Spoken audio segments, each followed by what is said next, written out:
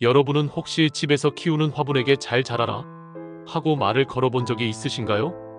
혹은 시든 잎을 보며 아이고 속상해라 하고 안타까워한 적은요? 우리는 흔히 식물을 뇌도 없고 감정도 없는 그저 물만 주면 자라는 수동적인 존재라고 생각합니다. 하지만 만약 우리가 알지 못하는 식물의 놀라운 비밀이 있다면 어떨까요? 최근 과학자들은 식물이 생각하고 소통하며 심지어 기억까지 한다는 충격적인 사실을 밝혀냈습니다. 오늘은 여러분의 상식을 송두리째 뒤집어 놓을 식물 지능의 놀라운 세계로 함께 떠나보겠습니다. 우리가 식물을 감정 없는 존재로 여겼던 가장 큰 이유는 바로 뇌와 신경계 때문입니다. 동물들은 뇌와 신경세포를 통해 생각하고 느끼지만 식물은 그런 복잡한 기관이 없으니까요. 하지만 최근 연구 결과는 이런 우리의 고정관념을 산산이 부숴버리고 있습니다. 식물은 뇌가 없어도 우리가 모르는 방식으로 생각하고 소통하며 심지어 기억까지 한다는 사실이 속속 드러나고 있습니다. 식물에게는 뇌가 없지만 주변 환경을 놀라울 정도로 정교하게 감지합니다. 햇빛의 미묘한 강도와 파장 차이를 구분하고 흙 속의 물과 영양분 농도를 정확히 파악하죠. 심지어 자신을 갉아먹는 애벌레의 발자국만큼 가벼운 접촉도 느낄 수 있습니다. 이것은 마치 우리 몸의 신경이 전기 신호를 보내듯 식물 세포 내에서도 이와 유사한 전기 신호가 정보를 전달하기 때문입니다. 한 과학자가 흥미로운 실험을 했습니다. 잎을 갉아먹는 애벌레가 나타나자마자 식물은 즉각적으로 전기 신호를 뿌리 끝까지 보냈습니다. 이 신호는 마치 적군이 나타났다, 모두 방어태세! 라고 외치는 경보음 같았죠. 이 신호를 받은 다른 잎들은 순식간에 해충이 싫어하는 독성 화학 물질을 만들어내 스스로를 보호했습니다. 놀랍게도 이 신호는 무려 분당 24m의 속도로 이동한다고 합니다. 마치 우리 몸의 신경망처럼 빠르고 효율적이죠. 여러분은 미모사라는 식물을 아시나요? 잎을 건드리면 순식간에 잎을 오므리는 그 식물 말입니다. 우리는 이것을 단순히 무조건적인 반응, 즉 조건 반사라고 생각했습니다. 하지만 미모사의 행동에는 놀라운 기억력이 숨겨져 있습니다.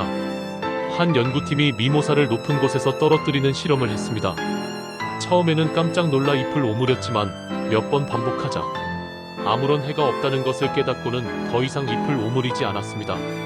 마치 이거 해봤는데 안 아프네, 괜히 힘 뺄 필요 없잖아 라고 말하는 것처럼요. 여기서 더 놀라운 사실은 한 달 뒤에 다시 떨어뜨려도 미모사는 반응하지 않았다는 겁니다. 미모사가 한 달 동안이나 이 자극은 무해하다는 사실을 기억하고 있었던 거죠.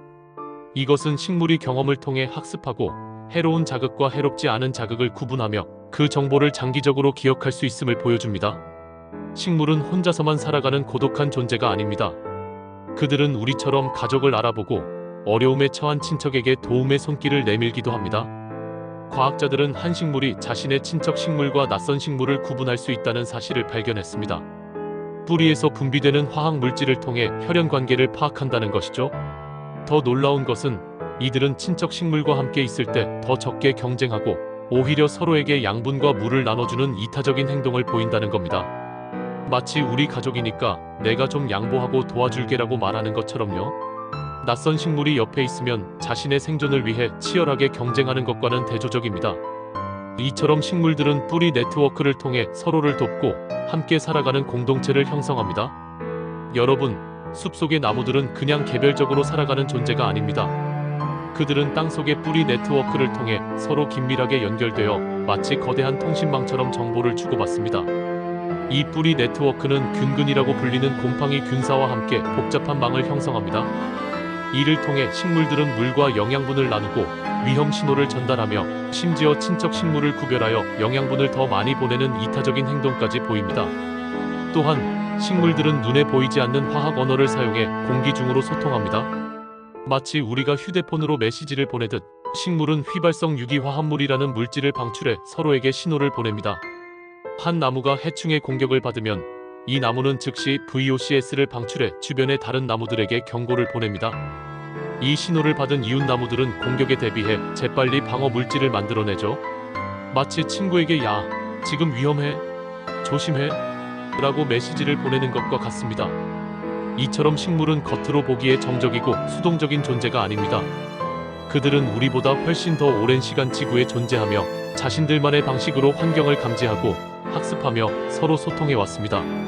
식물의 지능을 연구하는 식물신경생물학은 아직 초기 단계에 불과하지만 이 분야의 발전은 앞으로 우리에게 식물에 대한 새로운 관점과 존경심을 갖게 할 것입니다. 오늘 영상이 흥미롭고 유익했다면 구독과 좋아요, 그리고 알림 설정까지 꼭 부탁드려요. 여러분의 작은 관심이 식물에 대한 새로운 지식을 탐구하는 데 큰 힘이 됩니다. 다음번에도 더 흥미로운 주제로 찾아뵙겠습니다. 감사합니다.